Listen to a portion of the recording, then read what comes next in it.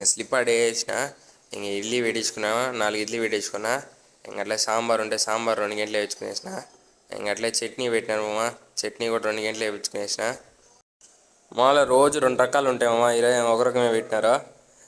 ఈ పక్క వచ్చి ఇంకా అదే సాంబారు చట్నీ పెట్టినారు. ఎక్స్ట్రా వచ్చి పెరుగన్నము, రసము, ఇంకా వైట్ రైస్ పెట్టినారు మామ. ఇడ్లీ టేస్ట్ విషయానికి వస్తే అస్సలు బాగా మామ. గుంపు అయితే పెరగతానే ఉన్నారు. ఏమో గుంపు ఉన్నారనేమో సరిగ్గా చేయలే. మధ్యాహ్నం బాగా చేశారు. మళ్ళీ చూడు ఎంత గట్టిగా ఉందో ఇడ్లీ, ఏదో బౌన్సింగ్ ఇడ్లీ లాగా ఉంది.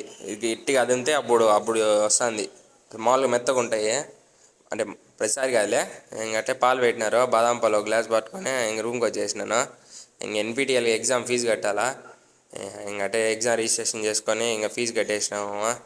ఫుల్ ప్రాసెస్ కావాలంటే చెప్పు, కామెంట్ చెయ్యి. ఎట్ట కట్టాలా ఏమని వీడియో తీసి పెడతాను, ఒక షార్ట్ వీడియో. ఇంక 3000 అయిందో, ఇంక 3000 కట్టేసినాను. 3003 రూపాయలు, 3 రూపాయలు